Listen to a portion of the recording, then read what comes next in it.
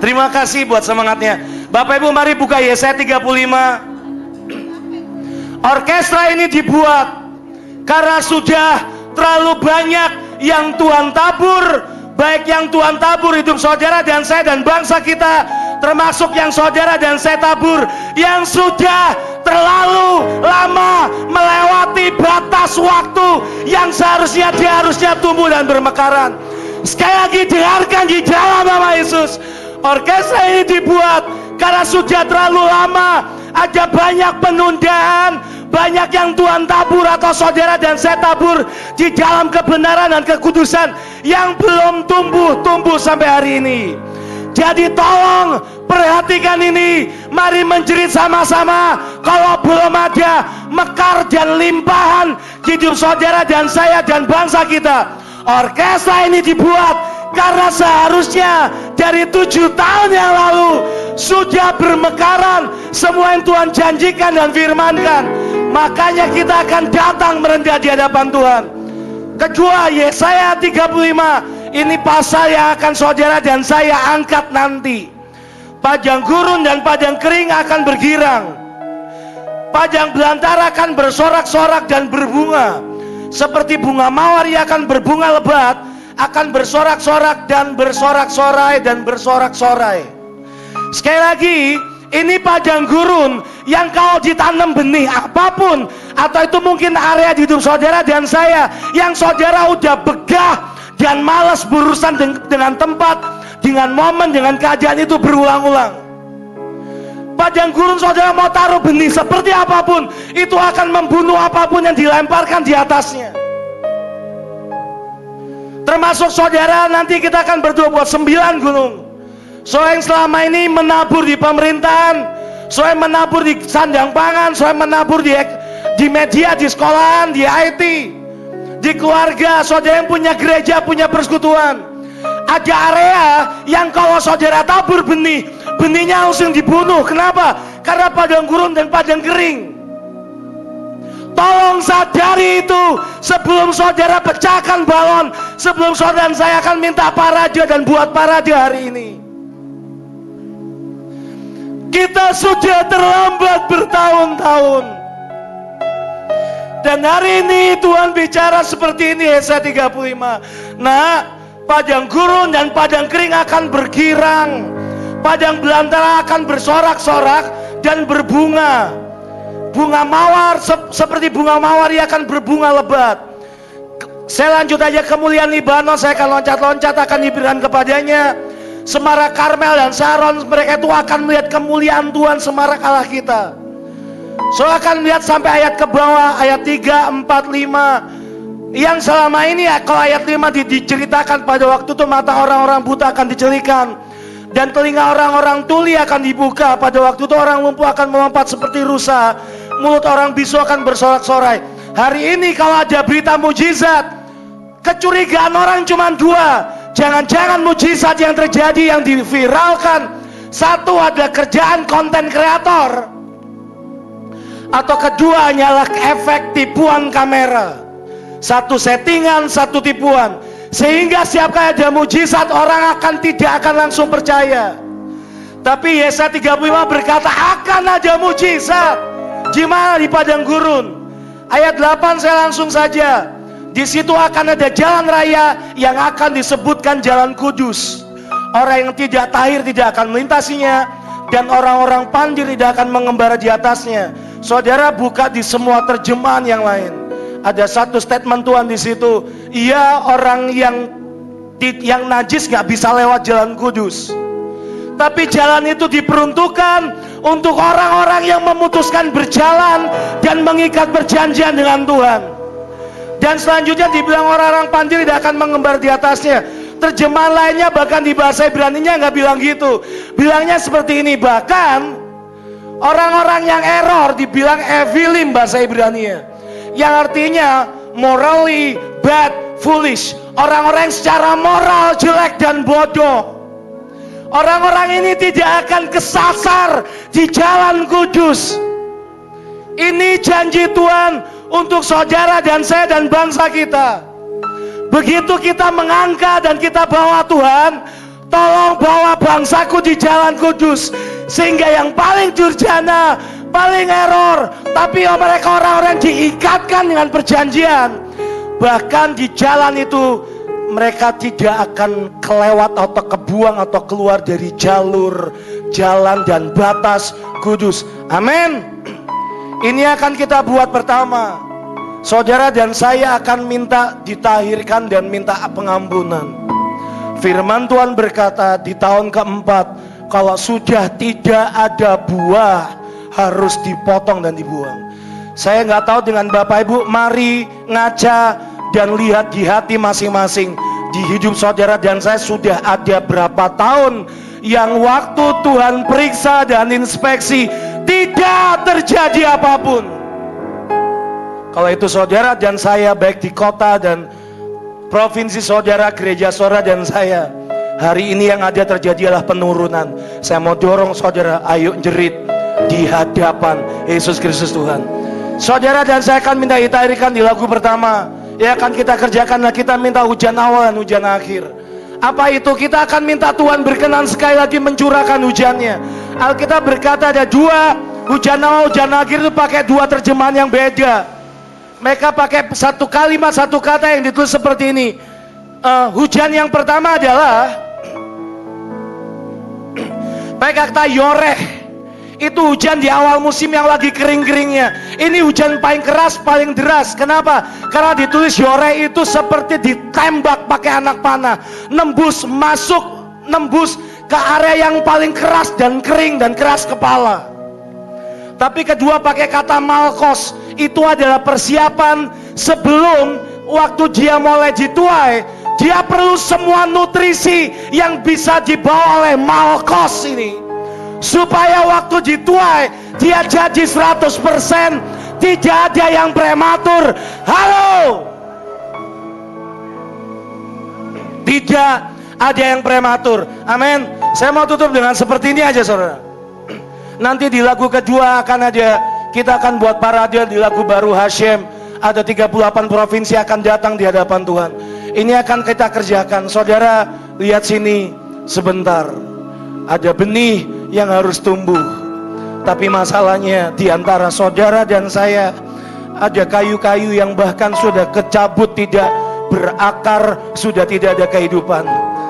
Terus apa yang akan kita lakukan? Ini akan kita lakukan. Hari itu Alkitab tulis dengan sangat jelas, tongkat Harun dibawa di hadapan tahta. Dan hari itu Alkitab tulis dengan sangat jelas, entah kehidupan, entah pelayanan, entah keluarga, entah bangsa ini yang sedang mengalami kering dan mengerikan sekalipun sudah tidak ada akar, Alkitab berkata waktu dibawa di hadapan Tuhan.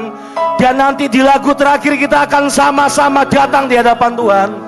Saya mau ajak saudara melakukan ini Tuhan, seperti di masa Harun. Ini tongkat dan kayu kering di hidupku. Sudah tidak ada jaringan yang masuk di hatiku. Sudah tidak berasa apa-apa. Sudah tidak mengalami apa-apa. Hari ini aku perlu seperti kau lakukan di zaman Harun. Tahu-tahu semalaman dihinggapi dan diirami roh Allah. Dan Alkitab berkata dengan sangat jelas, lalu tongkat Harun muncul, mulai bertunas, berbunga, bahkan berbuah. Saudara, saya tolong tepuk kiri kanan saudara, tolong tepuk kiri kanan saudara.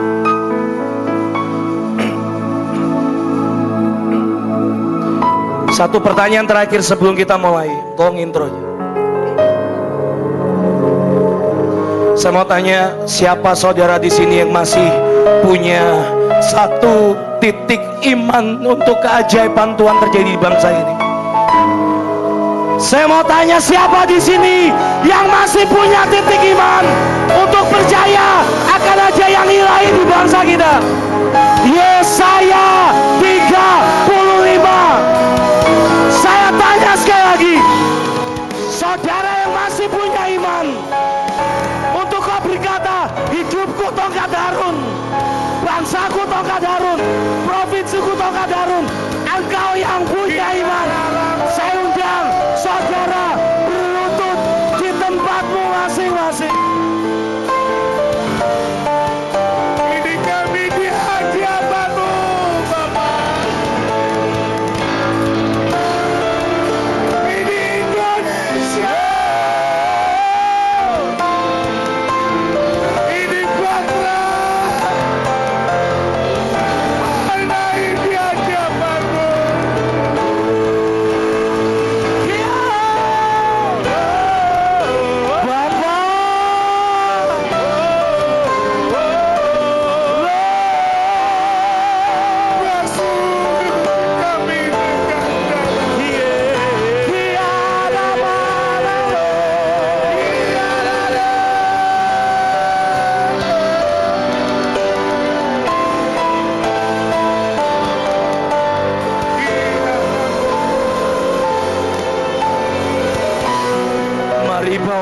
provinsimu, katakan darah yang dicurahkan Basuh kami. untuk keselamatan.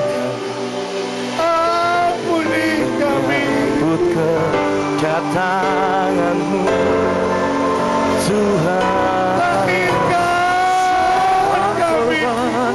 Dan doa kami naikkan. Mari minta Tuhan hujani. Tembusi lagi dengan roh.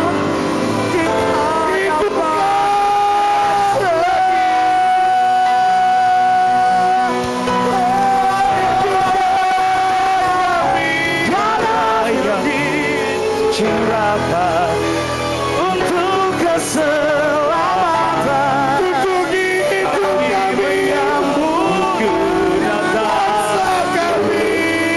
Tuhan. Jangan ini semua benih yang sudah terlambat tumbuh, kami naikkan. Mari nafas Allah yang maha tinggi,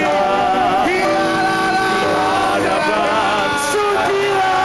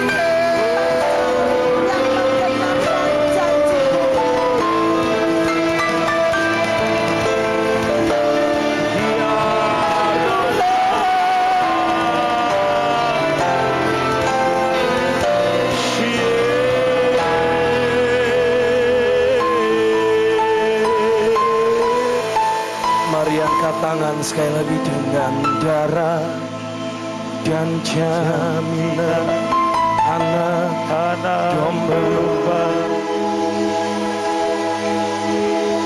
kenal dan tuntas dan utuh, suruh perjanjian.